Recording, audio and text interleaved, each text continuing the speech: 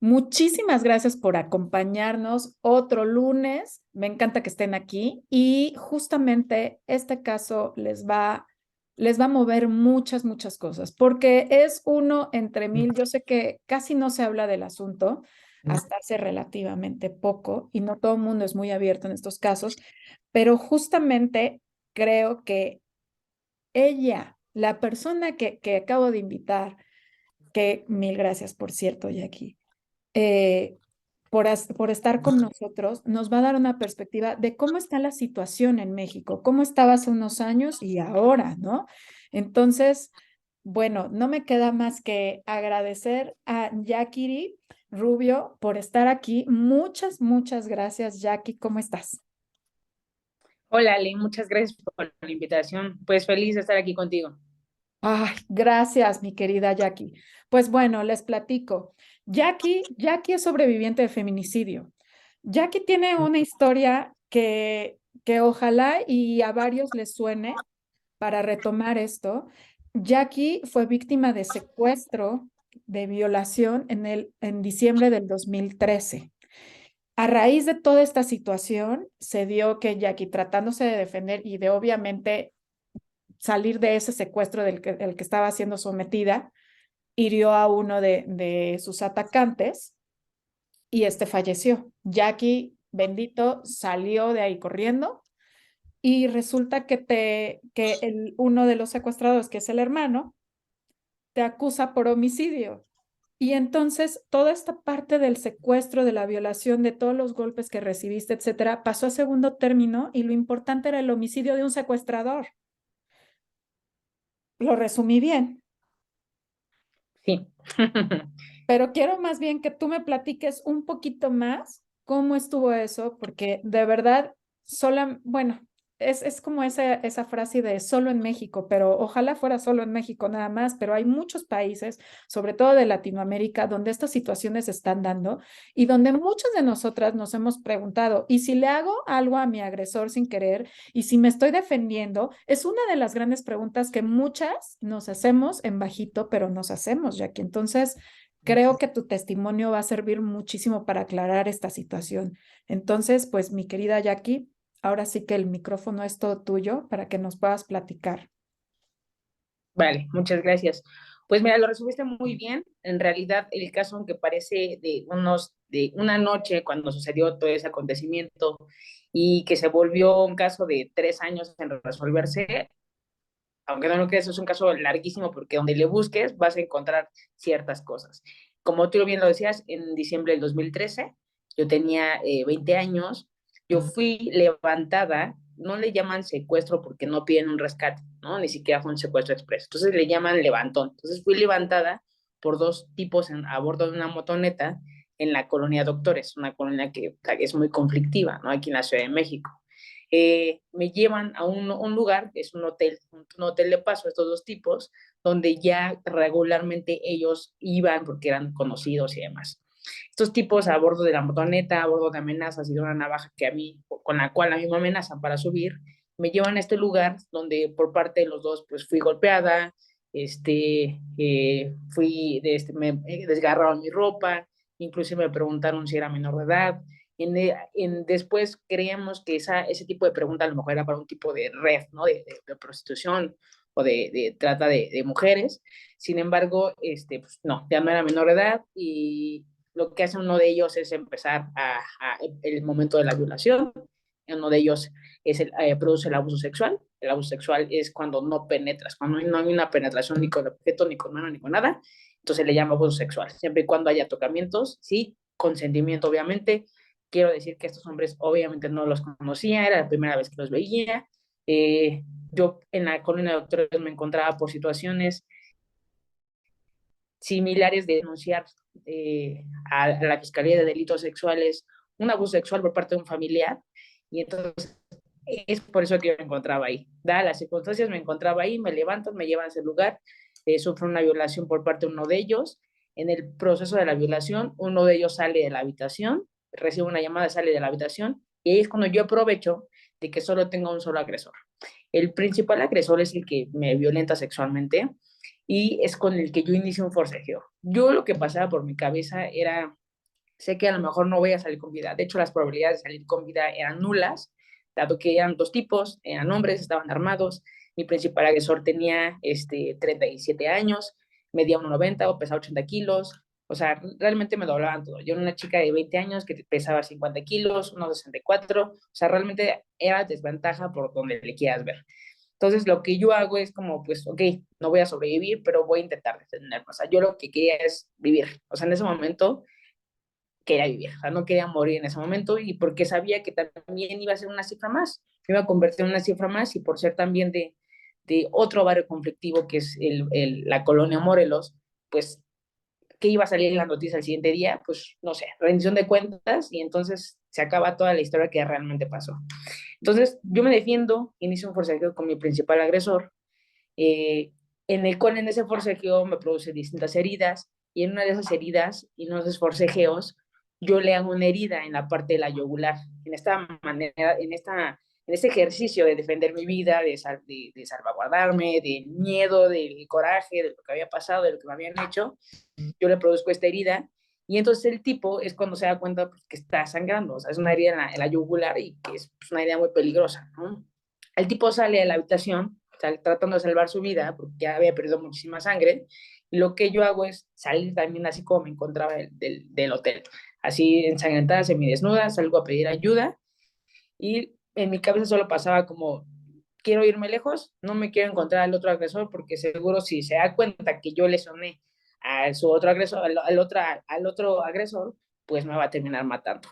Entonces, en ese momento yo no sabía que eran hermanos, ni solo sabía que eran mis agresores, y entonces yo salí, corrí y logré encontrar pues policías, logré encontrar gente que me auxiliara. Entonces encuentro unas patrullas, me dicen, oye, pues de acuerdo con lo que nos cuentas, necesitamos que vayas a hacer tu declaración, tu denuncia. Y yo, pues sí, sí quiero hacer mi denuncia, sáquenme de aquí, adelante. Yo hago mi denuncia, bueno, voy a la fiscalía, al MP en ese momento, y me dicen, les relato, así como me encontraba llorando ensangrentada, desnuda, así como me encontraba con todo el shock que había pasado, con toda la desesperación, el coraje, la adrenalina, y lo que me hace, lo que me dice el Ministerio Público detrás de la barandilla es como, pues espérese tantito, ahorita la atendemos, ¿no? Ya, aún así ya le había contado todo lo que pasaba, ¿no?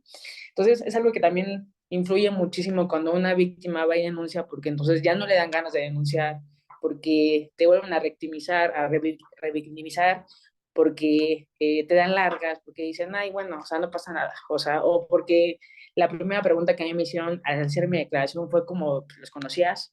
Pues, ¿cómo venías vestida? Pues, ¿qué le hiciste para provocarlos? O sea, como tipo, ese tipo de preguntas como ofensivas que pues están fuera de lugar. Eh, al esperar ese ratito, me quedo sentada como en la parte de la sala de espera y es cuando llega mi segundo agresor con los otros policías que según habían ido como a buscar a mis agresores. Yo les di las características de en qué venían, cómo eran y demás. Entonces llega mi segundo agresor e inmediatamente me señala, me dice, ella fue la que mató a mi hermano. Ahí me doy cuenta que una, que eran hermanos, dos, que el tipo, mi principal agresor, que se llamaba Miguel Ángel, muere, o sea, que ya está muerto, ¿no? Yo la última vez que lo vi, salió con vida, salió herido en la parte yugular, pero salió con vida, incendió su moto y salió del lugar. Eh, Después de que estos tipos, después de que el segundo agresor, que se llama Omar, hizo la denuncia, entonces como que para la autoridad cambió totalmente. O sea, yo me di cuenta que hubo un cambio radical en la parte del te atiendo, ve, no pasa nada, aquí quédate, ahorita te tomo la declaración, métela y vamos a entrevistarla. Pues ahí me di cuenta que ya no era la víctima, sino también me había convertido en una victimaria. Y entonces realmente eso fue lo que pasó. Me mantuvieron incomunicada, me quitaron mis cosas, no me dieron ni siquiera la oportunidad de hacer la llamada que todo el mundo tenemos derecho de hacer. No me pueden quitar mis cosas porque en primera yo fui como calidad de víctima de hacer una denuncia y terminó siendo la victimaria. No existe la carta de derechos, o sea, no existe como todo el protocolo de que si una víctima que acaba de sufrir una cuestión de violencia sexual tiene que irse primero con una ginecóloga, tiene que tomar unas pastillas, los retrovirales, la atención médica, o sea, nada de eso existió y eso es lo que tenemos que por lo menos todas saber en este tipo de situaciones. Oye, Eh, Dime. perdón, pero por ejemplo, para este entonces, ¿tú sabías que tenías derecho a todas esas cosas o llegaste así como de a ver qué pasa? Y luego ya te enteraste que cuál era todo el protocolo que tenías que seguir, como todas, pues sí. Claro, sí, esa es la parte que a mí sí me aflige un poquito, porque yo creo que si hubiera sabido estas cosas que actualmente sé, yo creo que a lo mejor hubieran sido muy diferentes las cosas. Yo me confié de alguna manera en la autoridad, pues, en que me iban a proteger, en que iban a ayudar, y entonces todo, pues, todo lo que me decían, yo lo hacía, ¿no? Entonces yo decía, ok, pues estoy confiada, estoy aquí con la autoridad, me va a proteger, y entonces tampoco en ningún momento me imaginé que mis agresores, aparte de ser vecinos de estas autoridades, también eran sus dealers, ¿no? Entonces, en ningún momento pasó por mi cabeza, yo me sentí confiada, la autoridad me decía, oye, pues firma esto, te vamos a hacer este examen, esto, o sea, yo todo, sí, sí, sí, sí, sí, accedía.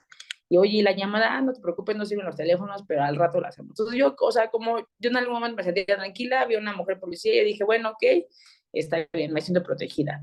Cuando no me dejan ir al baño sola, cuando quería ya empezar a hacerme llamadas y demás, y se ponían como un poquito ya prepotentes y como no dejaban el simple hecho de ir al baño y no hacerla sola, o sea, estar en vigilancia, entonces eso ya te da otra referencia. O sea, ahí dije, no, ya las cosas están cambiando totalmente. Y de hecho, la primera persona que declaró fue mi segundo agresor antes que yo. Entonces, lo que pasó es que arman toda una versión con el agresor, con este Omar.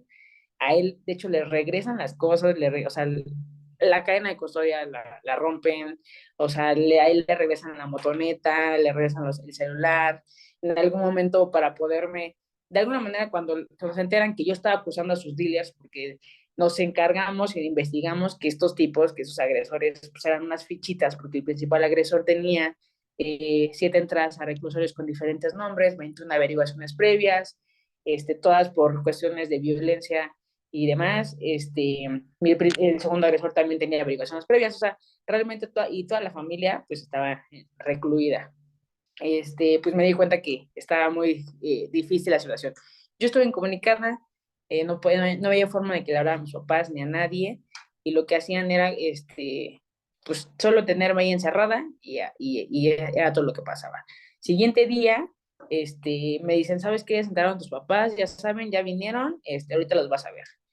Y entonces, no me dejan hablar con mis papás. Ellos tienen la versión que sale en los periódicos, porque yo salí al siguiente día en los periódicos, o sea, fue como notas en primera plana, donde decía, mujer filosa mata a su amante en hotel y la encierra, ¿no? Y notas así como, sexo servidora mata por una rendición de cuentas al cliente y no, o sea, muere y demás.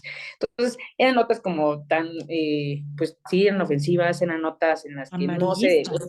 en ningún momento se venía dónde está la violación, en ningún momento venía el levantón, en ningún momento venía el intento de feminicidio, porque eso fue lo que pasó, si no es que es, o sea, hubiera sido un feminicidio más, si no es por la defensa que yo hago. Mis papás sí que preguntan que dónde estaba su hija, porque ya se habían enterado que estaba ahí, y entonces uno de los policías dice, ah, pues aquí está su hija, y le enseña el periódico, y mi papá dice, pues ella no es mi hija, o sea, aquí no viene, una en primera no es mi hija, y en segunda dice que mató aquí al amante del novio, y mi hija, pues obviamente no.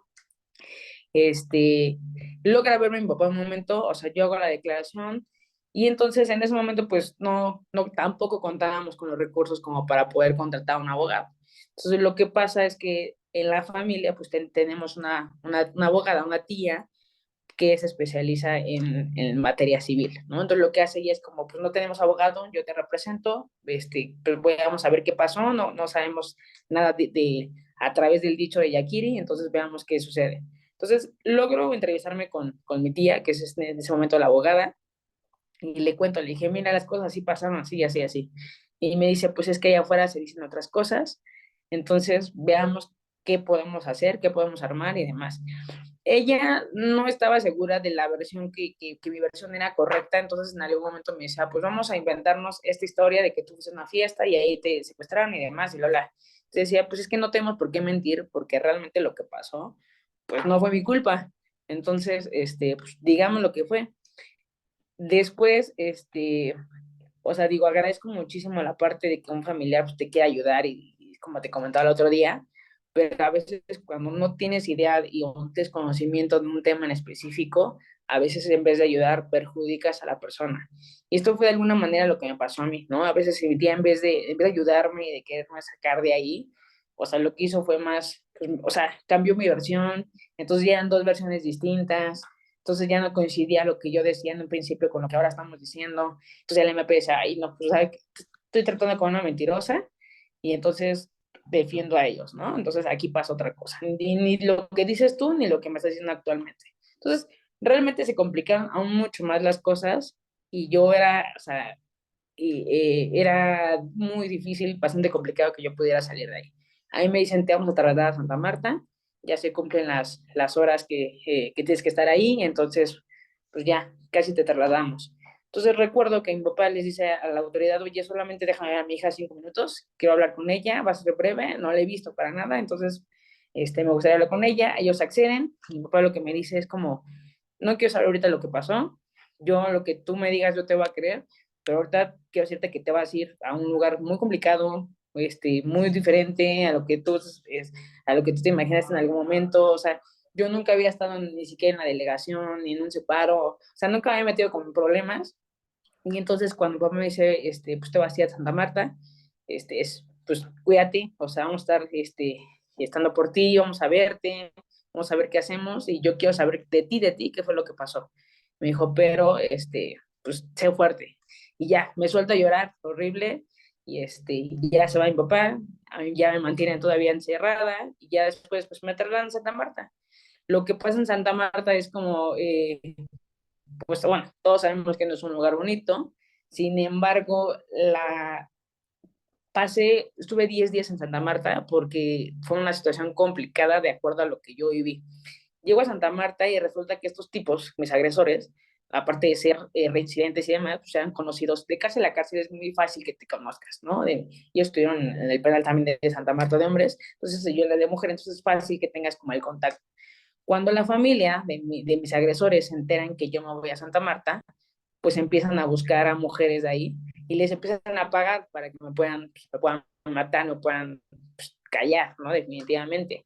Entonces yo llego, recuerdo que al siguiente día me tocó ver a mis papás porque era de visita, ahí tuve la oportunidad de contarles realmente qué fue lo que pasó, y enseguida me dijeron, o sea, todo es al revés. Hay una versión que se crearon, que era tu novio, que era tu amante y demás. Y yo en ese momento dije, a ver, ni novio ni amante, yo tengo una novia. Digo, desde siempre me gustan las niñas y tengo esa preferencia sexual, entonces no hay manera de que me vengan y me digan que yo tengo una relación con este tipo, ¿no? O con alguno de ellos.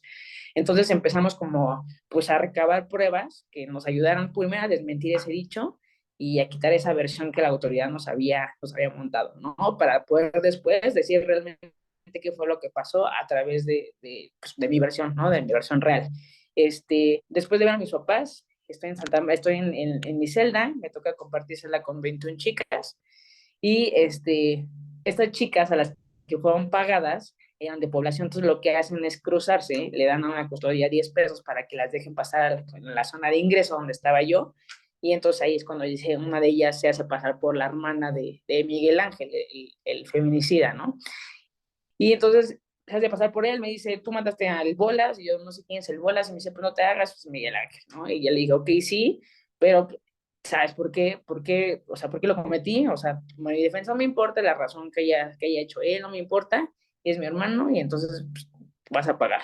Entonces recuerdo que pues, me empecé a pegar una de ellas, y y yo en mi cabeza lo que tenía primero es como, no te puedes meter en problemas, estás viendo la situación complicada en la que te acaban de contar sus papás, que tienes una versión de agresiva, de asesina, de criminal, y llegas y al segundo día te peleas, o sea, no te va a ayudar en nada. Entonces, ese día dejé que, pues, literal, así de que me pegaran, este, pues sí, no me defendí ni nada, y ya, o sea, pasó esto, yo estuve, pues ya sabes, con el ojo morado y demás, y después es cuando llega Ana, o sea, este es el proceso en Santa Marta cuando llega Ana. ¿Cómo llega Ana? Mi papá se dedicaba y mis papás se dedican al tema de la cultura ahí en Tepito. Lo que hacen es dar clases de baile y demás, y eso se dedicaban. Entonces, mi papá en ese momento tenía varios proyectos en puerta, y entonces cuando me pasa todo esto y yo le doy mi versión de lo que realmente pasó, él publica en Facebook, dice como, hoy, doy pausa a todos los proyectos que tengo, me voy a dedicar a la lucha y a la libertad de mi hija, esto fue lo que le pasó. Entonces empieza a narrar en su muro de Facebook realmente todo lo que yo le conté, y entonces papá pidiendo ayuda, como por favor ayúdenme, necesitamos, pues, no tenemos recursos, necesitamos a alguien que nos pueda brindar como este acompañamiento jurídico. Y entonces dicen que la primera persona que les escribe fue Ana Katiria. Entonces le escribe un inbox, le dice como, oye, yo soy Ana Katiria, ya sabes, ¿no? Defensora jurídica, y pues supe de su post. El post se compartió y se viralizó, hizo muy famoso ese post que compartió mi papá. Afortunadamente es cuando uno eh, dice que las redes sociales sí funcionan, sí tienen un fin, o sea, sí tienen el fin de entretener y de sacar muchos chismes, pero también tienen el fin de reproducir realmente lo que es, de dar las noticias como son y de poder ayudar a otras personas.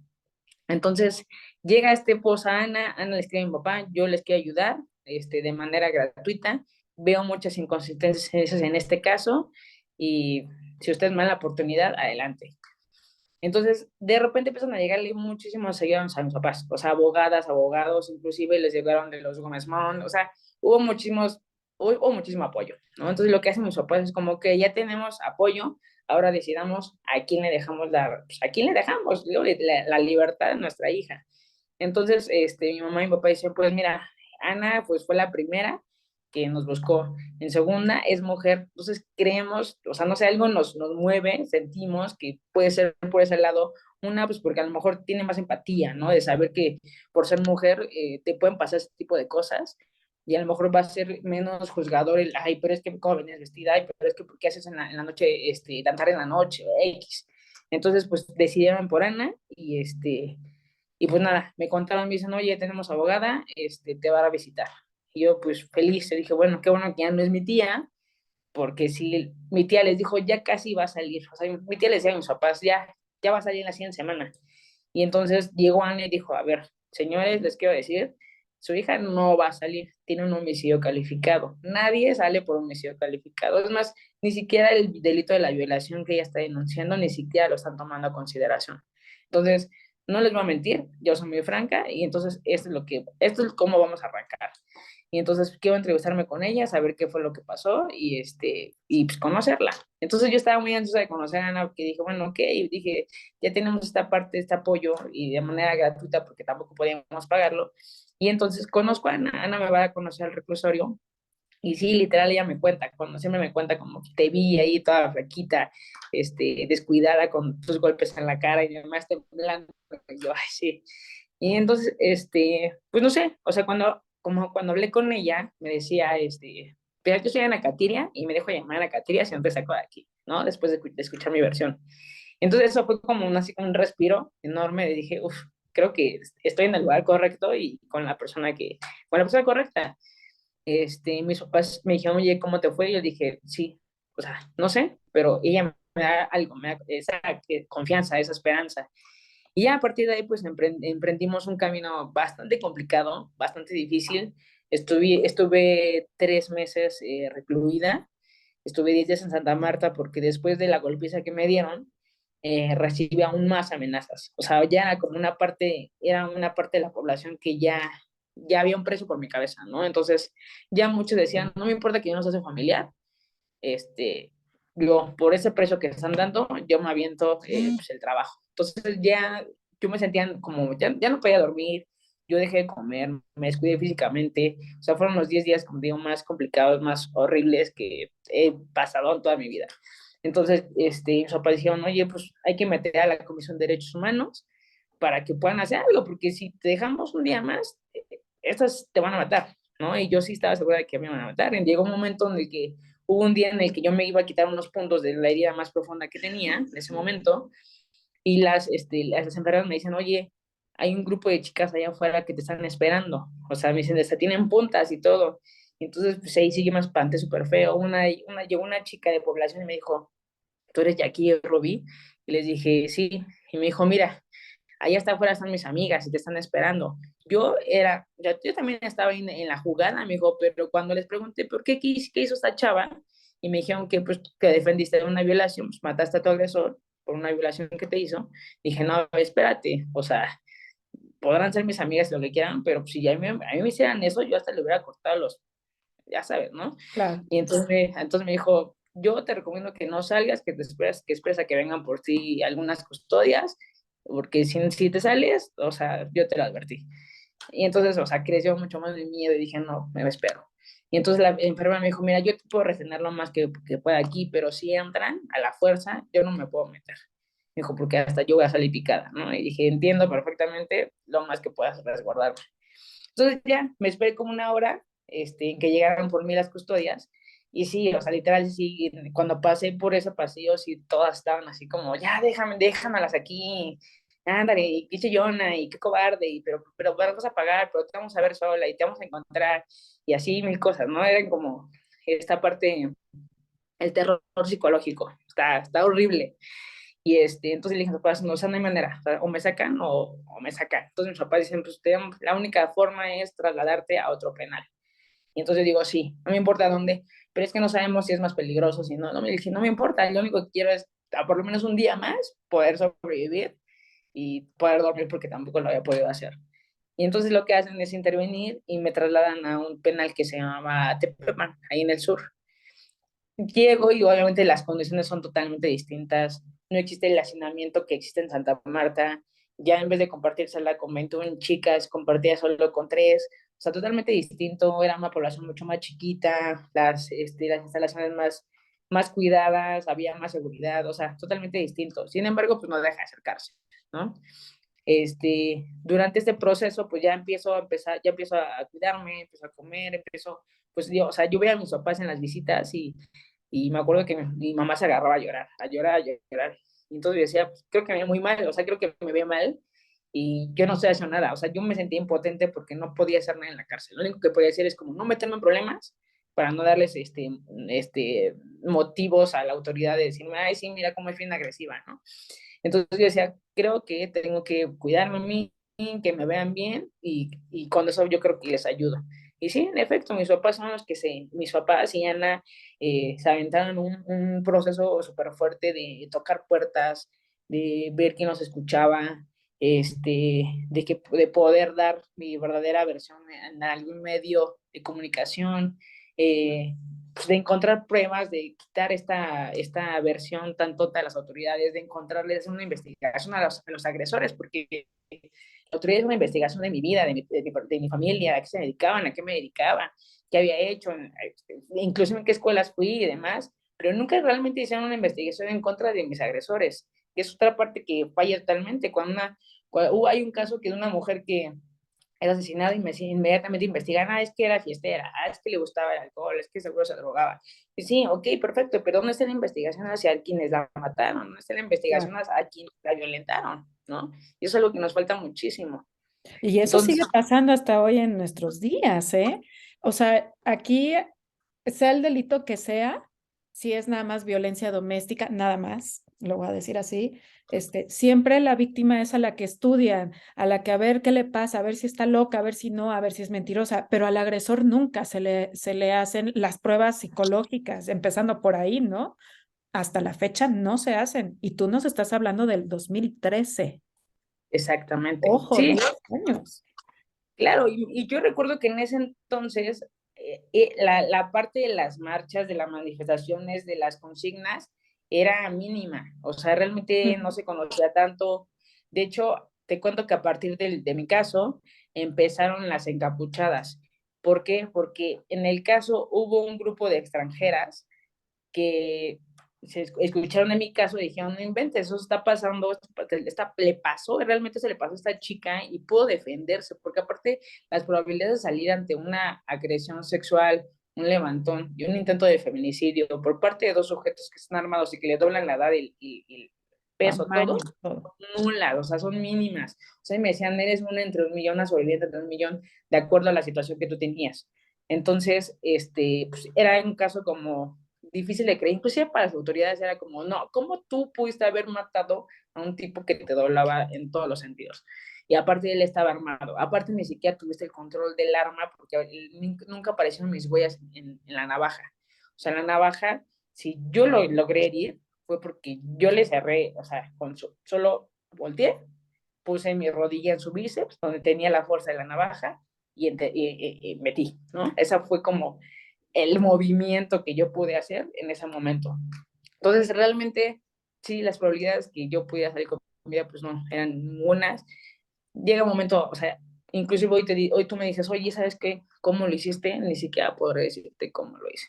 O sea, no sé si tiene que ver el dolor que estaba sintiendo en ese momento, la adrenalina, el terror, el querer sobrevivir. Yo creo que lo que más te impulsa es que vivir, ¿no? Querer sobrevivir y a lo mejor tampoco morir de esa manera. Entonces, creo que es un conjunto de todas esas cosas y también como lo que, pues en algún momento papá siempre me decía, pues defínete, no, nunca te dejes de nadie, ¿no? Entonces yo creo que fue un conjunto de todos pues, también tener un poquito de valentía en ese momento de decir, pues me voy a morir, pero voy a intentar hasta lo que más se pueda, ¿no? Claro. Porque a veces, pues no crecemos y no nos enseñan a defendernos, nos Ujú. enseñan a portarnos bien, a ser educadas, a no decir groserías, a no llevarnos pesado.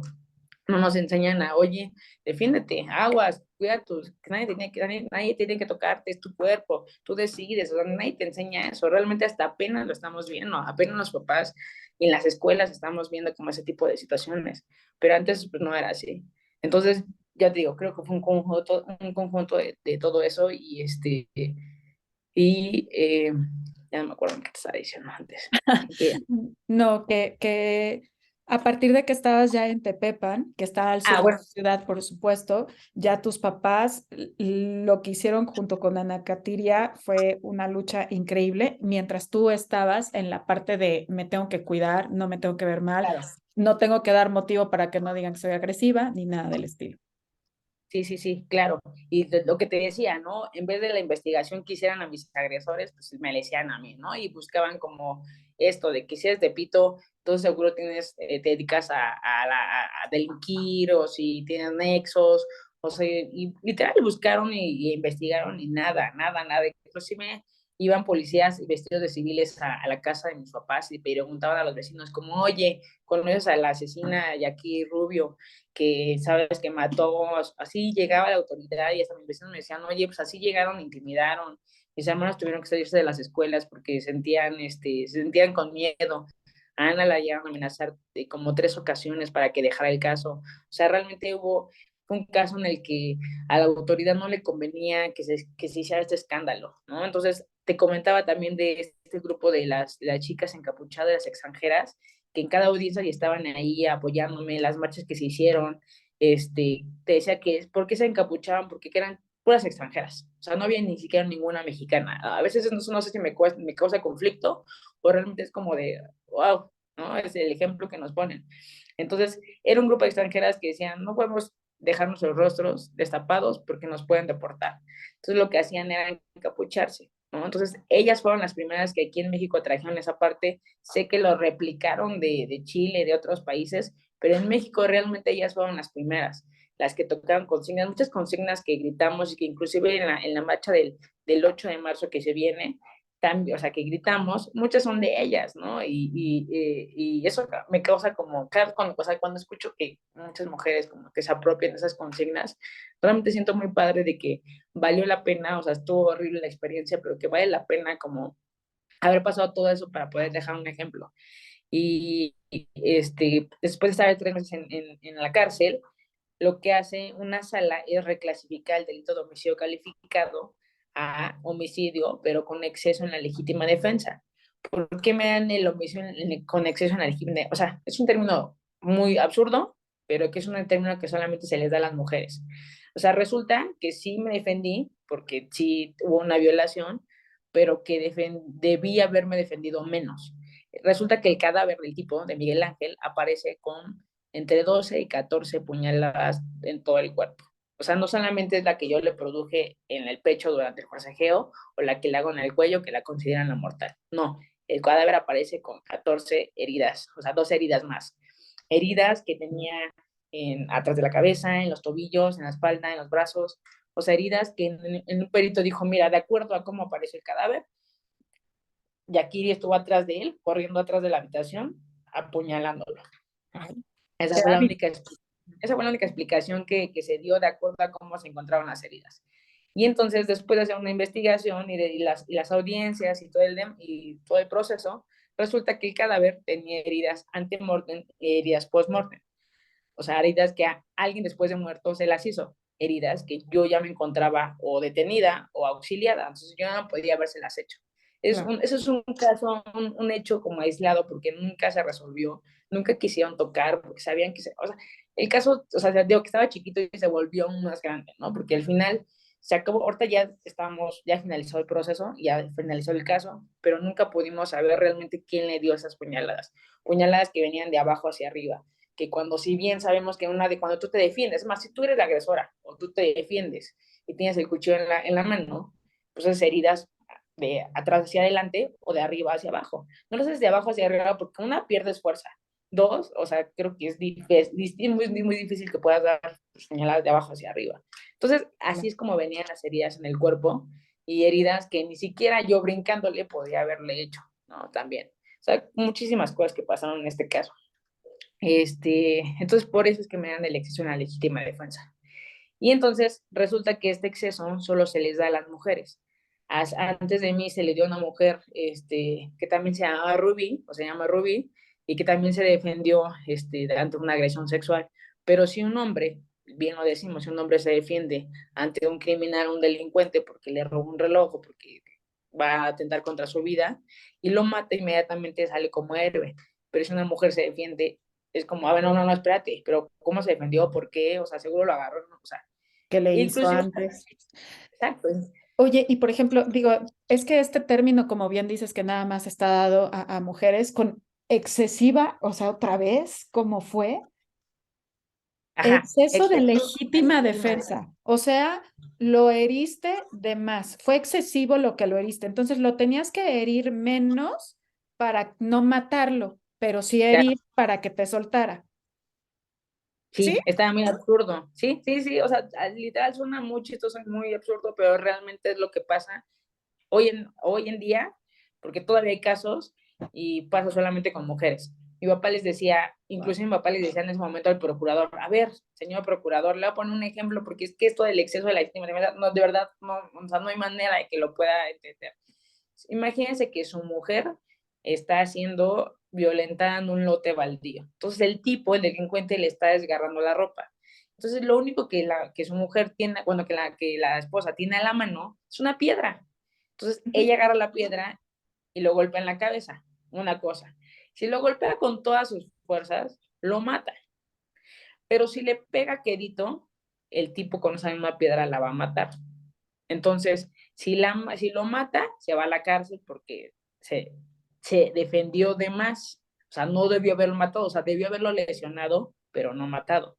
Pero si no lo mata, pues el tipo se va a enojar y con esa piedra lo va a matar. Entonces, ¿qué hacemos? ¿Se defienden para que vayan a la cárcel las mujeres o no se defienden y que sean una cifra más?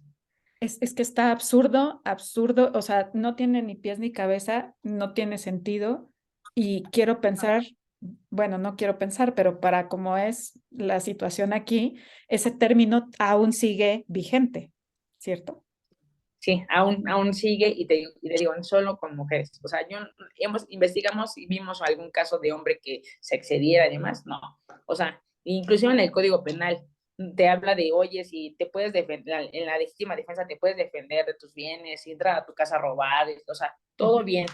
Pero nunca hablan, oye, si como mujer estás siendo víctima de una agresión sexual, ¿hasta qué punto puedes defenderte? O sea, tu vida vale menos que la del agresor, o puedes defenderte aún matando a tu agresor para tú poder salvaguardarte. O sea, nunca viene eso. Y seguimos siendo bien retrógrados porque pues hoy en día pasa eso, hoy en día hay muchos más casos de violencia sexual y no lo estamos entendiendo. O sea, no entendemos que realmente nuestra vida, no podemos poner nuestra vida, no podemos pensar si nuestra vida vale más o vale menos que el agresor. Si mi vida está siendo atentada, si estoy siendo atacada y creo que va a acabar con mi vida, tengo todo el derecho de acabar con la vida de mi agresor si es necesario.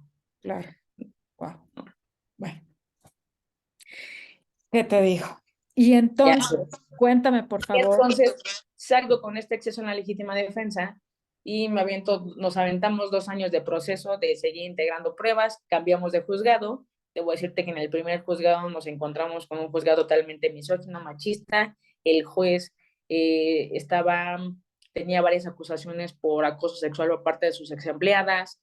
Entonces, ¿qué te imaginas un juez juzgando un caso de violencia sexual cuando él mismo está siendo, o sea, cuando él mismo está siendo acusado y sigue ahí con todo el poder del mundo? Pues imagínate lo que pensaba de mí, ¿no? Como, pues no, seguro si es una prostituta, y los hombres cuando tienen relaciones sexuales entran como en un proceso poiscoital donde tienes un descanso y seguro ahí es cuando ella aprovechó y lo mató, y entonces por eso ahí justifica que, o sea, mil cosas. Entonces Ana y yo dijimos, aquí no vamos a encontrar la justicia. ¿Por qué? Porque estamos enfrente de un misógino que no nos va a dar la justicia que merecemos. Entonces, o cambiamos de juzgado o vemos la forma, porque ni presentándole mil cosas ni mil pruebas vamos a poder solucionar esta situación. Entonces, cuando me dan el exceso, cambiamos de juzgado, nos sentimos un poquito más liberadas, más como, ok, tenemos el chance de poder presentar todo, ¿no? Declaración, inclusive la misma reconstrucción, la mecánica de reconstrucción de los hechos, ¿no? Que es volver a hacer todo,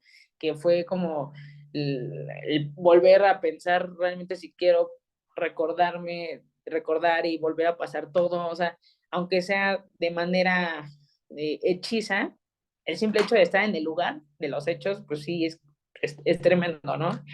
Entonces, después de 2 años, te digo, nos dan la legítima defensa, por fin un juez entiende y dice, no, es que este caso se debía haber resuelto, perdón, se debe haber resuelto ya, o sea, desde un inicio.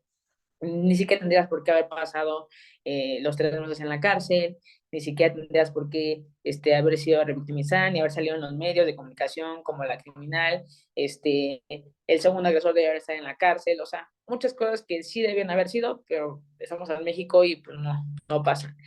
La primera entrevista que tienen mis papás para poder hablar de mi caso, recuerdo que la chica que les iba a entrevistar les decía a mis papás, ok, ya vamos a entrar al aire, pero una pregunta. Y entonces papás, ok, ¿cómo iba vestida su hija? Esa es la primera pregunta que les hace a mis papás. Y entonces mis papás me dicen, no, ¿qué? ¿Cómo que cómo iba vestida mi hija? ¿Sí? ¿Cómo iba vestida? No, ¿sabes qué? Se cansa de la entrevista, no queremos nada. Entonces ella se enoja, la reportera se enoja y le dice, no, pero ¿cómo? O sea, soy la primera que les toma la palabra, que les da la voz de la visibilidad, y ustedes me están rechazando. O sea, yo me voy a encargar de que nadie los entreviste. Papás, no, es que no puedes llegar y decir que por qué está ese es el primer error, bye. Y entonces, pues ya cancelaron esa entrevista y era como, pues era la oportunidad que teníamos como de decir realmente el caso, ¿no? Entonces al final se abrieron mucho más casos, se abrieron mucho más medios, nos abrieron más las puertas, y es eso, caemos en esa parte, ¿no? De que juzgamos a las personas, y el hecho de que una, en primera ni siquiera venía vestida provocativamente, tenía una blusa negra de cuello de tortuga y ahí están las fotos. Segunda, no es como que tenía un pantalón, pues unos jeans normales y hasta tenía, creo, un suéter. O sea, no había algo que dijeras, ay, no, es que sí tienen la culpa. Y la parte del que estaba muy noche ahí, por qué estaba sola y por qué sí los conocía y por qué sí, ese tipo de cosas. Incluso ahí me preguntaron en el proceso de la entrevista, cuando yo estaba dando la declaración de la violación, me decían, oye, ¿y qué sentiste? ¿Cómo que qué sentiste? O sea, son como preguntas tan absurdas que o sea, tu autoridad no me puede estar preguntando eso. ¿Sabes qué? Bye. Y lo mismo pasa con los medios que reproducen este tipo de violencia también, ¿no? Que también se coluden y sacan este amarillismo, que son ok, y me agarro de la nota que ya sacaron y tan. Al final logramos tumbar esa versión de la autoridad, logramos desechar que sea su servidora, su amante, los conocía, logramos como tirar todo eso a base de audiencias, de pruebas, de mucho desgaste, de mucho trabajo por parte de mis papás y Ana, y pues ya, después de 2 años concluimos el proceso, me dieron la legítima defensa absuelta como tal, sin antecedentes, de nada, hubo una reparación del daño, no hubo una disculpa pública, porque queríamos una disculpa pública por parte del gobierno que estuvo involucrado en ese momento. También queríamos la sanción a los servidores públicos que también se prestaron para poder ayudar a mi agresor a que denunciara y demás. Pues ya sabes, no se pueden hacer todas esas cosas. Sin embargo, pues lo que nos importaba era, primero, la libertad, y Claro. dos, que pudiera tener una legítima defensa. Pues nada, durante todo este recorrido que nos dimos, fue un crecimiento totalmente para mí. Yo antes del 2013, de diciembre de 2013, yo era una chava que pensaba como en, ay, me gustan las fiestas, mi trabajo y mis amigos y ya, ¿no? Y ya incluso en algún momento decía, pues ya el día que me muera, pues ya me moriré feliz porque creo que hice muchas cosas, ya, me voy con lo que soy y con lo que tengo. Y ese día, ese 9 de diciembre, en ese lugar, me taparon la boca totalmente. O sea, era lo que más quería, era vivir. Entonces yo pedía a gritos vivir. Entonces a partir de ahí entró como un cambio en mi vida. Me tocó investigar, me tocó estudiar, me tocó aprender. Me tocó aprender de mi caso. Ana me dijo, no, estudia tu caso, quiero que sepas qué hiciste mal tú, qué hizo mal la autoridad y cómo terminaron las cosas. Entonces, eso me ayudó muchísimo porque ahora lo que me gusta es como ayudar a otras personas, ¿no? Entonces, pues es un caso, una experiencia horrible, desagradable, que a nadie se la recomiendo, que no se la deseo a nadie, que de verdad nadie debería pasarla aún después de tantos años, aún después de 10 años, no se debería repetir la historia. Sin embargo, todavía hay casos, se sigue repitiendo la historia, y a pesar de que tomó un precedente, porque eh, pues influyeron marchas, influyeron colectivos, porque hubo más activistas, porque hubo más escándalo, porque las redes sociales se utilizaron para un buen fin, y porque no importaba si la política, si no importaba el activismo, pero todas se unieron como para mi liberación. Hoy en día se siguen dando estos casos y por eso es que digo, y por eso es que aprovecho esos espacios porque digo, creo que la gente, una, tiene que saber que sí, sí, sí pasan esos casos, que sí pasa, que no es de novela, que parece de película, pero realmente pasan y que a cualquiera le puede pasar. O sea, no es como que te elijan. Claro que no, si tú te encuentras sola, o por el simple hecho de ser mujer, sabes que te pueden pasar, no importa la condición social, ¿no? Ya no importa si vives en Polanco, no importa si vives en Tepito, no importa si vives en la Roma, te va a pasar. Entonces, hay que cuidarnos, hay que estar alertas, hay que aprender, hay que informarnos. O sea, mi error fue no estar informada. Eso fue uno de mis errores. Porque no, yo sé que no tuve la culpa de haber estado en el lugar incorrecto en el momento equivocado. No, sino más bien fue la cuestión de que no me informé y, y pues se presentaron muchos problemas, pero ahora me da gusto. O sea, la verdad es que te digo, después de esa tragedia horrible y espantosa, me hizo crecer aún más y me hizo darme cuenta que no quiero que le pase a otras personas. Me encanta escucharte así porque hay muchos puntos que podemos rescatar de esto. Ahorita justo mencionabas que Ana Katiria, que bendito, o sea, lo que comentábamos anteriormente ya había platicado con Jackie y lo que decíamos, no, no sé si llamarle suerte u otra, o te lo mandaron del cielo, no sé cómo ponerlo, pero no todas tienen la fortuna de que llegue a sus vidas justo en estos temas una anacatiria que diga, yo voy por ti y de gratis. ¿Estás de acuerdo? Claro, Porque es un gasto increíble. Y otra cosa que ahorita dijiste, que ella comentó así de, estudia tu caso. Muchas mujeres sea el tipo de violencia que estemos pasando, ya sea violencia vicaria, etcétera, le tienen miedo a todos estos términos legales, al no saber, tienen que depender de un abogado. De verdad, a mí, o sea, yo sé que la parte legal no es fácil y tiene muchos recovecos muy ambiguos y todo es maña y también mucho es dinero, las influencias, el juez corrupto que también hace lo mismo, que si son familiares, que si son amigos, que si son vecinos.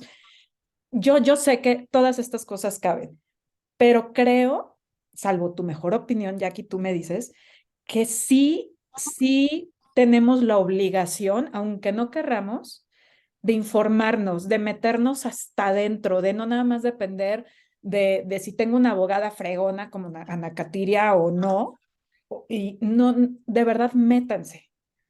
claro. Porque si ustedes mismos no exigen, no se meten, no empiezan, o sea, no empiezan a tener un poquito más de iniciativa en todas estas cuestiones legales y a aprender, no pueden exigir. Esa es la realidad. O sea, lamentablemente así nos tocó, aunque estemos pagando abogado, tienes tú que ponerte a estudiar y hacer toda la parte de las pruebas, por ejemplo, ¿no? Claro, ¿Cómo lo ves sí, tú esa parte? Porque de verdad que todas se pongan y se prendan el chip de me tengo que convertir en abogada casi, casi. sí, o sea, es entendible que, o sea, existe la profesión y hay gente que se dedica en eso específicamente, ¿no? Y yo aparte confío en Ana totalmente en su trabajo tú oyes hablar a Ana y dices, no, sí, aquí ella quiero que me represente, o sea, así, así te lo digo, pero el que ella me ha dicho, no, estudia tu caso porque es tu caso, es tu vida, es tu libertad, tu reputación, lo que tú viviste, tu experiencia, y nadie mejor que tú sepas qué fue lo que pasó y que es un día, no sé, quieres escribir un libro, que es un día quieres dar una entrevista, o que es un día tú quieras sacar algo de ti y digas, a ver, o sea, o que se lo quieres contar a alguien más, pues lo saques de tu viva voz, no de las palabras de Ana Kateria, no de las palabras de un medio de comunicación o las palabras de mis papás, no, las palabras de Yakiri, de cómo lo siente, de cómo lo vivió. Sí entiende la parte de ser víctima, pero también entiende la parte de que es tu caso, estudialo, que sepas en qué momento pudimos haber hecho más cosas. Y algo que se me olvidó decirte es que, y que tú mencionabas, es como la bendición hasta de que Ana haya llegado y que yo tuve la suerte, yo tuve la suerte totalmente de que Ana haya llegado a mi vida, de que me haya defendido de esta manera, de que incluso se puso en riesgo su vida y la de su familia para poder salvarme, en la que ningún gasto se generó, inclusive ella llegaba a poner de su bolsillo y, o sea, sí, para mí es un ser que siempre te lo digo, oye, nunca te lo voy a agradecer, o sea, nunca voy a dejar de agradecértelo porque hiciste mucho más por mí, ¿no? Me cuidaste, me representaste, me defendiste como si fuera tu hija y entonces eso no hay manera, no, es un lugar especial que tengo para ella, pero también reconozco la parte de mis papás, ¿no? La parte de que mis papás me hayan creído. Porque muchas veces hay muchas agresiones que se producen durante la familia, durante el núcleo familiar, y cuando son tus padrastros, cuando son tus primos, cuando es en la propia familia, a veces la familia no te cree. Entonces es más difícil que si tu propia familia no te cree, ¿cómo esperas que otras personas te crean en lo que tú te estás diciendo? Entonces, creo que tuve la suerte de que mis papás también desde el momento uno me dijeron, lo que tú me digas, yo te lo creo, porque te conozco y sé que cómo eres y cómo pasaron las cosas. Entonces, tuve la suerte de mis papás, el apoyo de mi familia por completo, el apoyo de Ana, el apoyo de la gente, porque también hubo mucha gente que no me creyó. Algo que se me pasó a decirte es que cuando me dictaron este exceso en la legítima defensa y salí bajo fianza, me dictaron una fianza de 423,800 pesos para yo poder salir libre. Bueno, con esta condición. Si no pagaba, no había manera de salir. Entonces, te contaba que mis papás pues no tenían recursos en ese momento y lo que hizo la gente, porque fue la gente, empezó a hacer una colecta para pagar esa cantidad. Entonces, esa cantidad creo que fue un día completo que se recaudó. O sea, imagínate todo ese dinero por gente que pues, me conocía, pero hubo mucho más gente que no me conocía, porque había gente de otros países, de otros estados, que escucharon mi caso y que se familiarizaron y que tuvieron empatía y que tuvieron mucha solidaridad y que sintieron su dolor como el mío y que la consigna fue yo hubiera hecho lo mismo, o sea, fue pues algo que tampoco voy a dejar de agradecer mucho. Entonces, realmente tuve la suerte de que no solamente la gente, mis papás y Ana y en general, pues me ayudaran. O sea, yo creo que son todos esos factores que hoy por ellos estoy aquí contando mi historia. Qué maravilla. Oye, porque es muy, voy a decir, chistoso. Así hablo yo un poco, debo de cambiar eso, pero cómo la vida te puede presentar a dos personajes que parecen inhumanos, que hacen cosas que no, de verdad, eso solamente lo puede hacer un inhumano. Y la vida te presenta luego el otro lado de la cara donde te ayuda y te presenta gente que es como bien dijiste, sin conocerte, te ofrece, ¿no? Y cree en ti y dices, ¿en qué momento? La vida me queda claro que te retribuye de una manera que jamás pensaste, que a lo mejor lo veías todo en tu contra, todo está fatal y luego volteas y dices, wow, así como hay gente mala, porque no encuentro otra explicación. Yo decía antes que eran gente complicada, hasta que pasas un tema de estos, dices, no, si es gente que está podrida, podrida, amargada, nefasta y no sé qué hacen vivos, la verdad. Pero la vida se encarga de presentarte a personas que valen oro, su peso en oro y que dices, gracias, porque sin ellos no sé qué hubiéramos hecho, ¿no? Y de tus papás, cuando dijiste, que tu papá fue el que posteó todo lo que le contaste en Facebook, tu papá tuvo la iniciativa, que fueron a dar una entrevista y nada de que a mí me preguntas cómo venía vestida y no, o sea, es difícil a veces por la generación de nuestros papás entender ciertos conceptos. Sin embargo, creo que tus papás tenían muy claro que eso era ofensivo y que no les iba a jugar a ustedes para bien y que no tenían que juzgarte por esas pequeñas cositas. Entonces, creo que pues lo tenían muy claro tus papás, cosa que me parece maravillosa, maravillosa. Y bueno, me queda claro que si esa fue la educación que a ti te dieron, tienes a los mejores papás del mundo y tú también eres un ser humano divino. De otra manera no hubieras encontrado tanta ayuda, Jackie. Claro, solo déjame decirte que justo a partir del caso, o sea, de la experiencia, de la declaración, para todos fue un cambio, o sea, un proceso de aprendizaje. Mis papás no, o sea, mis papás también eran como del año de las canicas que tenían otra mentalidad de súper machista y demás, no te creas. O sea, sí tenían como esa parte y también tenían esto de que, ay, si eres mujer, o sea, tú a lavar trastes y comer, o sea, tenían la mentalidad que muchas familias tienen, ¿no? Y que hoy en día esperemos que ya sean menos familias. Sin embargo, yo creo que cuando ocurre una situación fuerte en el núcleo familiar de un ser amado, o cambias la perspectiva que tienes, no hay manera de que ayudes a la persona. O sea, Ana también me dijo, oye, yo me dedicaba antes a casos de fraude, sí, ayudaba a alguna otra persona, pero nunca realmente me había dado interés como de meterme a ayudar a víctimas, ¿no? Ayudar a mujeres a esto. Y entonces, para ella fue aprendizaje porque me dijo, pues ahora es lo que hace, hoy en día es lo que hace Ana, hoy en día es lo que todo el mundo la busca y las entiendo porque les digo, sí, yo en su lugar también diría Ana que me represente, conozco, sé, o sea, el que ella estuviera ahí detrás de las audiencias, no te imaginas cómo gritaba y cómo decía, pero con conocimiento, porque no es una abogada que digas, ay, sí, solo se la pasa gritando y haciendo relajo, no, es una abogada muy, muy lista, que también le tocó aprender la parte de la perspectiva de género, de la parte del enfoque, del juzgar con perspectiva de género, porque no es algo que teníamos en ese momento como tan claro, y para mí aprender, decir, ok, yo hace mucho conocía de feminicidios, sabía las muertas de Juárez, sí había escuchado de los movimientos que se hacían, pero nunca me había involucrado, no sabía ni siquiera claramente qué era como el feminismo, o sea, como muchas cosas, y a mis papás también les tocó aprender la parte también de mi derecho a decidir si del mismo sexo, si me gusta, si no, porque también era una parte para ellos que era como, no lo digas, no, o sea, como qué van a decir y demás. Entonces, a todos nos toca aprender a través de esta lección, pero para bien, para bien, para bien, para bien. Y hoy en día, pues es lo que hacemos Ana y yo. Eso es lo que quiero, que me platiques. Hoy en día, después de 10 años, ¿qué es lo que ha sido de ti? ¿Cómo lo has pasado? ¿Cómo lo estás viviendo?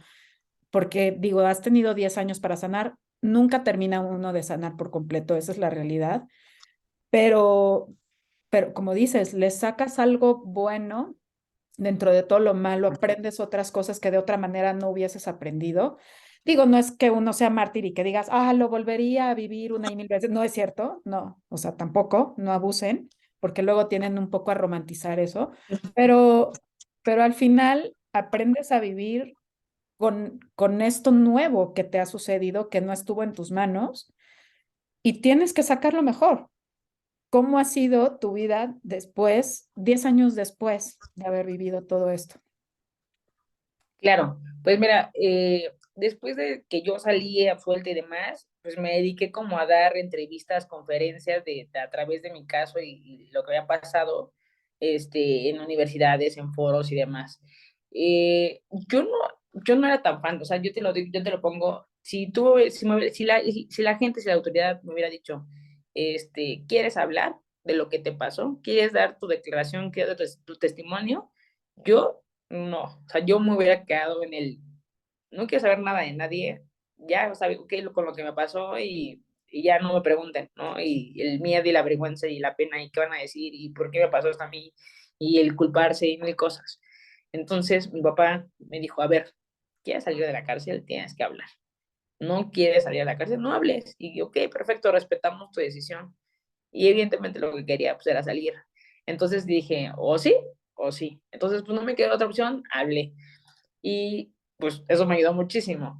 Después en las entrevistas y demás, yo decía, bueno, es una manera de decir a la gente lo que está pasando, ¿no? De darles un ejemplo, de ayudarles, no sé, darles alternativas, decirle, mira, pues a lo mejor si alguien pasó esto, todavía puede denunciar, o a lo mejor me pasó algo similar, o a lo mejor si me llega a pasar esto, que esperemos que no, pues ya sé cómo tengo que actuar, ¿no? O sea, no me puedo quedar sin información. Entonces, era una manera, pero yo no quería, yo no quise nunca psicólogas. En el momento del proceso, en el proceso que tuve, me atendían como 3 psicólogas al mismo tiempo y me inundaban con lo mismo de, a ver, bueno, ¿qué te sientes? ¿Qué te pasó? Entonces, era todo el tiempo hablar y hablar y hablar de lo que me pasó, que ya estaba harta, ya no quería. Entonces, al final, las últimas veces que empezaba a hablar como de mi experiencia, era como soltarme a llorar y ya no quería decir nada, ¿no? Entonces, era una etapa en la que me dijo, papá, pues es que mira, llorar nunca vas a dejar de llorar, ¿no? Porque, y siempre lo vas a arrastrar toda la vida, pero busca la manera de sanarte, busca la manera como de que si no te gusta la terapia, si no lo quieres hacer por una terapia, busca la manera.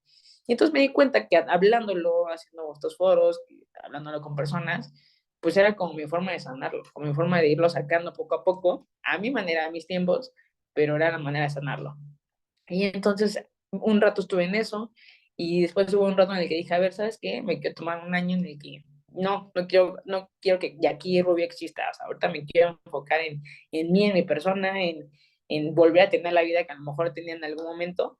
Pero me di cuenta que no, que es imposible retomar, o sea, regresar a la Jackie que antes es difícil. O sea, no hay manera, es imposible. Y después me puse a pensar y dije, a ver, me pasó toda esta experiencia, estoy con vida, o sea, me defendí de unos delincuentes en ese lugar. En la cárcel volví a defender mi vida y me salvé.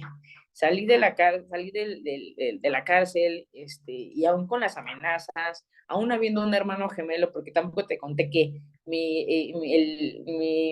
principal agresor, el occiso, tiene un hermano gemelo, y en ese momento está en la cárcel. O sea, yo cuando salgo de la cárcel me dicen, oye, no sabes, pero tiene un hermano gemelo, así idéntico, idéntico, y o sea, quiere salir a matarte. Entonces era como otra vez. Eso es, o sea, te digo, una película de terror. Entonces, pues muchas veces pues, sobreviví de alguna manera. Y entonces dije, a ver, ¿y qué estoy haciendo en mi vida? O sea, creo que tendría que estar haciendo algo por alguien más, que no sea en vano lo que me pasó. Entonces ahí entendí que dije, no, tengo que hacer algo por alguien más a través de mi historia, y entonces me dediqué a estar, bueno, empecé a trabajar como en asociaciones civiles para poder ayudar a otras personas.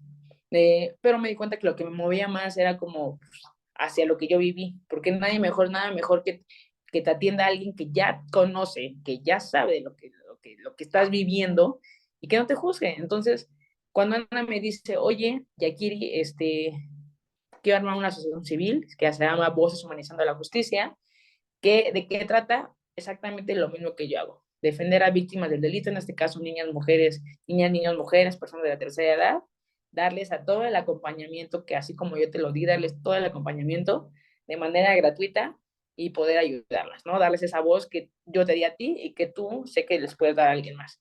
Entonces yo feliz dije, sí, sí quiero que es lo que quiero hacer y estoy convencida.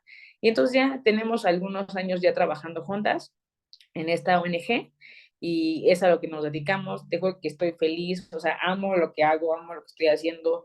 Mi principal objetivo, mi sueño de esta ACE es que a muchas mujeres de las que hemos abrazado se vengan a trabajar aquí, porque yo te lo dije, te lo estoy diciendo, nadie mejor que te reciba de algo que ya sea familiarizado contigo. O sea, vas a un MP y no tienen ni idea de lo que has pasado, porque la mayoría son hombres o son mujeres que ya tienen como muy mentalizado el, ay, soy más misógina que un propio hombre, ¿no? Me tocó a mí ver mujeres en las autoridades que, o sea, decían, no, no te quiero, yo confiaba que eras mujer y que me ibas a creer, que me ibas a entender, y aún así no, eran peores que los hombres. Entonces, esa es mi finalidad, eso es a lo que nos dedicamos ahora, y pues estoy muy feliz. La verdad es que Ana también escribió un libro que se llama En Legítima Defensa. Es un libro que no solamente cuenta mi historia, sino cuenta la parte de cómo una abogada como Ana se enfrentó a todo un sistema patriarcal, un sistema de justicia, donde nos encontrábamos con pared todo el tiempo, donde nos encontrábamos a personajes importantes de poder, pero súper machistas, que no querían que Jackie Rubio saliera con vida o que saliera con una legítima defensa, y que al final de todo, pues, todo este camino oscuro, nos encontramos a lucecitas que nos iban guiando hacia dónde y que nos iban ayudando. Y entonces en este libro, ella, que es este libro, en legítima defensa, ella narra este pasar, este camino, y que inclusive se volvió libro de texto para 3 universidades aquí en México. O sea, la verdad es que ha sido un caso horrible, pero que ha servido para mucho, y que hoy en día mi caso, y que estoy muy orgullosa, lo toman como precedente para otros casos. O sea, inclusive hay casos donde de legítima defensa donde me dicen, no, Yakiri, hay este caso súper fuerte, ayúdanos con la entrevista, o ayúdanos a visitar a la víctima, tú, o sea, nadie mejor, tú la vas a entender. Entonces, como ese tipo de cosas, me encanta, o sea, estoy feliz. Qué bonito. Y ese libro, por cierto, lo encuentran en Amazon. O sea, no hay pretexto para de, ay, es que por mi casa la librería me queda lejísimos, está agotado. Ahorita lo encuentran en Amazon, con muchísimo gusto. Y no está nada caro. Entonces, adquiéranlo. Tampoco es enorme, larguísimo, como para que digan, ay, no, qué flojera. No, léanlo, No, léanlo. Como bien dijimos, la información es poder. Estudien, ¿no? sí, es un libro que, aunque no lo creas, hay gente que se lo hemos regalado y se lo ha aventado en un día. O sea, yo recién apenas una chica entró aquí a trabajar, en la parte de comunicación, y que también tiene una historia como muy fuerte de vida. Y me dice, bueno, ya conocí, te investigué a Ana, creo que son como, creo que en mi lugar está aquí con ustedes, o sea, creo que podemos hacer muchas cosas en conjunto. Y entonces le dije, sí, le dije, yo entiendo que a través de internet conociste mi historia y la de Ana, pero pues, te regalamos el libro porque quiero que pues, en tus ratos libres lo leas, me digas qué piensas, el caso, y si tú sientes que podemos nosotros ayudarte, adelante. Siguiente día, ya lo leí, me quedé asombrada. Yo, ¿cómo? Me dijo, no, sí, me encantó, me dijo, no inventes, son unas fregonas. O sea, la verdad es que está muy, muy bueno. La verdad es ¿Qué que sí. hiciste cuando te dijo Ana Katiria, voy a escribir un libro de tu casa? O sea, En primera me dijo, porque algo que tiene Ana Caterina, que le respeto demasiado, o sea, además de todo lo que ha pues, hecho por mí, es que siempre tiene este tacto, esta consideración de decirme, Yakiri, ¿puedo hablar del caso? ¿Puedo decir esto? ¿Puedo decir el otro? O sea, porque entiende con la parte del que a veces como víctimas pues, no queremos hablar ya, o a veces no nos gusta que se agarren como de eso para poder darse fama o lo que sea, sí, sí, protagonismo. sí.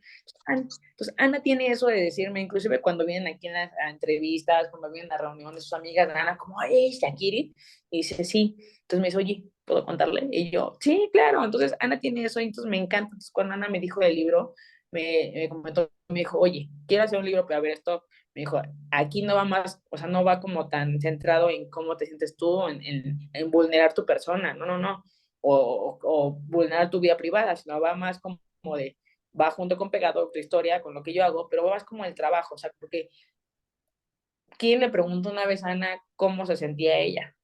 Claro, O sea, porque entiendo que siempre fue Yakiri, siempre fue Yakiri, Yakiri, ¿cómo estás? Yakiri, ¿cómo te sientes? Yakiri, ¿cómo? Pero nunca fue como, oye, Ana, que sí, se chutó todo el caso, que se aventó las amenazas, que lo hizo sola, porque aparte no es como que Ana tiene un bufete de abogados, no, no, no, lo hizo sola, que siendo mujer, que siendo abogada, se enfrentó con el presidente de magistrados, que en algún momento le ofreció ser su novio, o sea, ay, como cositas así. Sí, ya lo verán en el libro, pero cositas así que dices, tiene razón, o sea, ¿en qué momento Ana se sentó y se soltó a llorar? O sea, nadie, o sea, nunca supimos si eso lo hizo, porque creo que estaba de más. O sea, creo que lo hubiera hecho y que era súper normal porque, o sea, no, le decimos a Anillo, no, tu bodega, tu pecho no es bodega, o sea, no eres la bodega de todas nosotras. O sea, creo que claro. también es una persona y puede sacarlo. Sí, justamente eso es lo que a veces nos detiene mucho, ¿no? El no poder encontrar una buena abogada con perspectiva de género, porque la verdad es que hay pocas y tienen que saber sobre penal, pero con perspectiva de género. O sea, no es cualquiera y muchas no se dan a conocer justamente por eso, por seguridad, porque han habido muchas amenazas.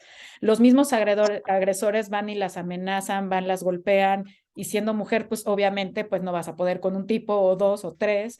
A ver, el año pasado igual, asesinaron a una abogada justamente nada más por defender los derechos de otras mujeres. Entonces, no hay que tomarnos lo personal. Muchas víctimas dicen, es que no me ayuda mi abogada, es que pensemos varias cosas. La gran mayoría hace esto de forma gratuita. No tienen el equipo que normalmente un despacho de abogados tienen. Somos muchos los casos, de verdad. Yo sé que todas pensamos en que nada puede ser peor que lo que estamos pasando y demás, pero tenemos que ser muy pacientes y empáticas con las ONG, las asociaciones, con las abogadas, porque de verdad, ojalá fuéramos su único caso pro bono, pero la realidad es que Exacto, tienen muchos y no se dan abasto, ¿eh? Y también se cansan y también ponen de su bolsillo más las amenazas que sufren. O sea, yo creo que es una carga emocional, laboral, excesiva que nadie se imagina. Digo, ojalá y pronto pueda hablar con ella justamente para platicar y concientizar a todas las víctimas sobre esto, porque no es fácil. Y también a lo mejor alguna que otra abogada penalista dice, yo también me quiero sumar a la causa, ¿no? No nada más quedarme en lo penal, sino también me claro, quiero especializar y será una labor muy loable. Ojalá se multiplicara Nacatiria por 10 diario, porque de verdad yo creo que ha sido una bendición para ti, para tu familia y para muchas otras. Sabemos de otros muchos casos que lleva Ana hoy en día sobre feminicidios y de abuso sexual infantil, etcétera. O sea, no son fáciles. Y wow, de verdad, mis respetos, me encanta saber que hoy estás compartiendo, eh, que hoy te abriste con nosotros muchísimo. Mil millones de gracias por eso, porque sí, no es fácil hablar de eso, o no todos los días tienes ganas de compartirlo igual. Unas veces puedes estar entera y otras veces se te sale la lagrimita y todos los días te pega diferente. Esa es la realidad y la gente a veces no entiende mucho eso. Sin embargo, creo que nos llevamos muchas lecciones de este testimonio, que la vez pasada que hablaba con Jackie, déjenme decirles que me acuerdo que dijo Jackie, bueno, mi caso ya tiene mucho. No, no, porque la realidad es que hay muchas Jackies. Del 2013 para acá han habido muchas y muchas no encuentran el caminito que tal vez tú encontraste. Entonces hay que seguir picando piedra. De verdad, yo creo que lo mejor, por más podrido que esté el sistema judicial, lo mejor sigue siempre siendo denuncia. Uno no puede vivir con su agresor suelto, no puede, o sea, es irreal, no es vida. Es pesado, es desgastante en todos los sentidos, sí, pero a la larga creo que hoy estás mil veces mejor que como hace 10 y 7 años. sí, así Entonces, es. algo que quieras agregar ya para finalizar, mi querida Jackie, para todos los que te están viendo. Claro, mira, hay un consejo que siempre doy, no solo por mi experiencia, sino porque actualmente sigue pasando, es no solamente crear empatía hacia los demás casos, hacia las demás mujeres, pero también el dejar de juzgar. A veces nos dejamos llevar por lo que escuchamos, por lo que vemos, y al final de cuentas quienes están o estuvieron en la tragedia solo son la persona que lo sufrió y la persona que lo cometió. Entonces, es bien fácil decir, ay, es que seguro no se sale de esa relación porque le gusta que le peguen. O sea, es bien fácil decir, ay, está ahí porque quiere, al rato lo va a perdonar. No, no sabemos realmente si no se sale de esa situación porque tiene amenazas, porque tienen hijos y porque están siendo amenazados, porque no tiene recursos, o sea, porque hay una infinidad de cosas por las cuales estás pasando la situación que estás pasando y no hay salida, o sea, porque hay muchos casos. Entonces, creo que dejar de juzgar los casos es como lo primero que debemos de hacer. Primero, inclusive para poder dialogar sobre un caso, es mejor informarte bien, y ya después das tu opinión, porque es bien difícil como persona que te pasan las cosas, ver los comentarios que te llegan, decir, ah, sí tuvo la culpa, es que lo hizo, o sea, muchas cosas. Entonces, la gente luego por eso ya no quiere denunciar, por eso ya les da miedo y les da pena, porque pasan 10 años y apenas se atreven a denunciar, porque hay muchas maneras de poder ayudar a muchas mujeres, a muchas niñas, solamente tenemos que buscar esas maneras, encontrar estas personas que te dicen, ven, te apapacho, ven, te creo,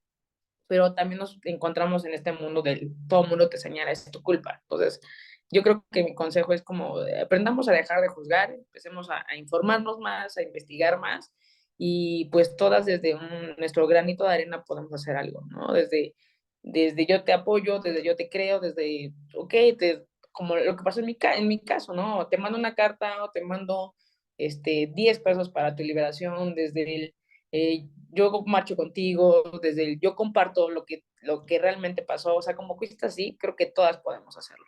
Sí, oye, es que cómo te cambió la vida con una publicación de tu papá y que alguien compartiera y llegó a la persona indicada.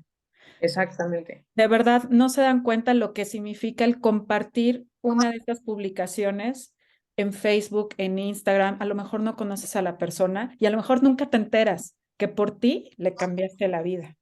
Exactamente. Mi querida Jackie, por favor, a todos los que se quieran comunicar contigo, con Ana Katiria, a la ONG, por favor, ¿dónde las encuentran? ¿A dónde les escriben? ¿A dónde les hablan? Todo, que se enteren de una vez. Ok, el proyecto se llama Voces Humanizando la Justicia, así nos encuentran en todas las redes sociales. Nos pueden hacer llegar un mensaje directo o el vía de teléfono también. Y pues también tengo yo una página que se llama Yakiri Rubio Aupart, que también cualquier situación, inclusive temas de estudio, inclusive temas de solamente quiero que me escuches o cualquier cosa, ahí estoy sin ningún problema. Digo, para eso estamos, para seguir ayudando a otras. Perfecto, ya no hay pretexto. Y pues nada, ojalá y le hayan sacado todo el provecho a esta plática. Nos hubiera encantado tener más tiempo, pero pues bueno, de por sí ya nos extendimos bastante, pero creo que ha sido de los programas donde más información podemos compartir, más pequeños tips que pueden todos adoptar, sea el caso que ustedes tengan, no específicamente lo que le pasó a Jackie, son cositas que todos deberíamos de aprender. Tenemos la obligación de cuidarnos. Ojalá pudiéramos salir así como si nada al mundo, pero pues no. Para que nuestro mundo sea así de seguro, tenemos nosotros que estudiar, que leer, que apoyar, que ser más empático, que dejar de juzgar a todas las personas que están alrededor para que eso suceda. No hay más. Punto.